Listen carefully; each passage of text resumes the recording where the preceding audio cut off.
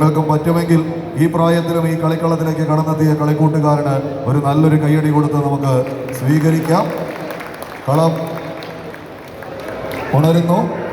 ഖലാസി Kangarappady, Kings Paravur.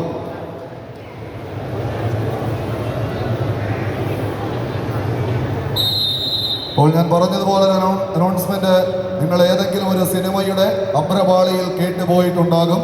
അന്ന് announce ചെയ്തത് ഇങ്ങനെയാണ്: വിന്നേഴ്സ് പോത്തുമുക്ക് വേഴ്സസ് കിങ്സ് പറവൂർ എന്നാണ് അന്നത്തെ കമന്റേറ്റർ വിളിച്ചു പറഞ്ഞത്. വിന്നേഴ്സ് പോത്തുമുക്കിന്റെ സ്ഥാനത്ത് ഇന്ന് ഖലാസിയാണെന്നേ ഉള്ളൂ.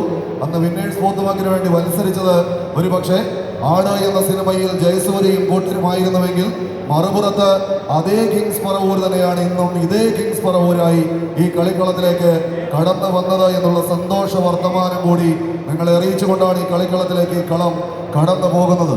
മാമലകൾക്കപ്പുറത്ത് മരതകപ്പെട്ടെടുത്ത മലയാളം എന്നൊരു നാടുണ്ട് എന്ന് പാടിയ അതേ കാവ്യഭാവനയുടെ നാട്ടിൽ കാലങ്ങൾ കാത്തുവെച്ച കായികാവേശം ഇങ്ങനെ 6 പതിറ്റാണ്ടിന്റെ പോരാട്ട വീര്യം കളിക്കളത്തിലേക്ക് പകർത്തി എഴുതി ഏതാണ്ട് 45ഓളം വർഷക്കാലമായി ഇതേ ഇഴപിരിച്ചെടുത്ത കയറിൽ പിടിമുറുക്കി കടന്നു പോകുന്ന കളിക്കൂട്ടുകാർ നമ്മളുടെ ജില്ലയുടെ പടിഞ്ഞാററ്റം പറവൂർ എന്ന് വിളിക്കുന്ന പ്രദേശത്തുണ്ട് എന്ന് നിങ്ങളെയും നമ്മളെയും എല്ലാവരെയും ഒന്ന് ബോധ്യപ്പെടുത്തി ഏഷ്യാനെറ്റിന്റെ ഈ ഒരു ക്യാമറ കണ്ണുകളിലൂടെ ലോകമെമ്പാടുമുള്ള മലയാളി സുഹൃത്തുക്കളുടെ മടിത്തട്ടിലേക്ക് എത്തിക്കുക എന്ന ഒറ്റ ലക്ഷ്യത്താൽ ലുലുമാൾ ശീതീകരിച്ച ഇതുപോലുള്ള ഒരു അകത്തളത്തിൽ ആദ്യമായി കഴിഞ്ഞ വർഷം ഇത് 2ാമത് വർഷവും എഴുതി ചേർക്കുന്ന കനക പോരാട്ടത്തിന്റെ കളിക്കൂടാരം പിടിച്ചടക്കാൻ ആര് എന്ന ചോദ്യത്തിന് ഉത്തരം തേടി കടന്നു വന്നവർക്കിടയിലേക്ക് അങ്ങനെ ഒരു പ്രത്യേക താളത്തിൽ കുണുങ്ങി ഒരു വിജയത്തിന്റെ തീരത്തേക്ക് 10 അടി എന്ന വിജയത്തേകം ആവേശ പോരിശയിലൂടെ നേടിയെടുക്കാനുറച്ച്